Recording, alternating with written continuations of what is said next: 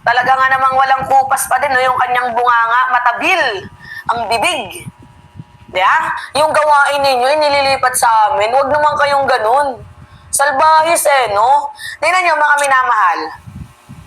Sabi niya dito, Panelo claims PBBM admin a huge fake news corporation. Ay, tayo pa ngayon, mga minamahal, ang fake news. Tayo pa? Really?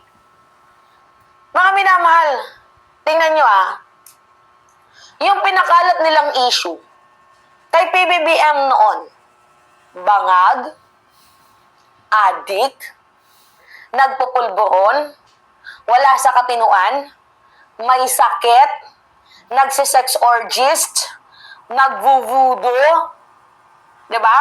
May witchcraft pa daw, oo, sa loob ng Malacanang. Sa tingin nyo, yung mga yan, hindi yan fake news? Ha? Sasabihan mong bangag ang presidente, pero wala ka namang legitimate na ebidensya, kundi yung AI na video. Sasabihan mong may sakit ang presidente, pero hinahamon mo na magpa-test.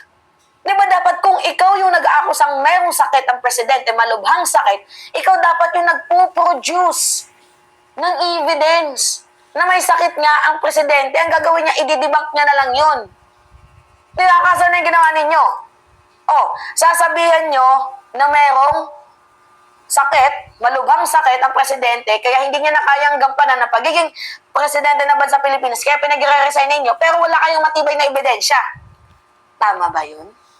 Ha? Tama ba yun? Yung pinapakalat nyong lyrics na si First Lady Liza Araneta Marcos daw po ang totoong presidente ng bansa dahil parang underdog lang daw po ni FLM, di ba? Ni First Lady Araneta Marcos, itong si PBBM, nasaan yung ebidensya ninyo? Yung sinasabi ninyong hindi gusto ni Trump, itong si PBBM at hindi tayo tutulungan, fake news din yun. Di ba?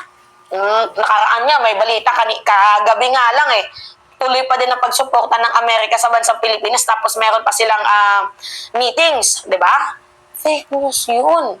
Tapos sasabihin nyo na kami, di ba? Yung administrasyon ng PBBM, yung huge fake news corporation. Sino ba yung merong napakaraming tolls?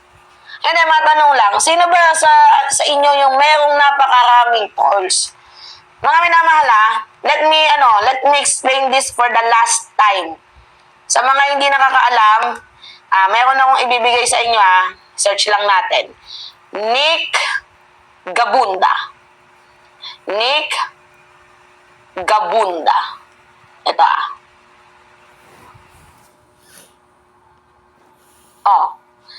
ipapakita ko sa inyo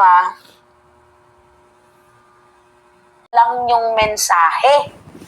May troll farm si Digong, tapos ililipat nyo sa amin yung salita ninyo. Ano yung salita nila, mga minamahal? Na ano daw tayo? Tawag dito, ano sabi ni Panelo? Huge fake news corporation. Bakit napatawag ng TRICOM yung mga vloggers ninyo? Diba? Kung kami, yung huge fake news corporation.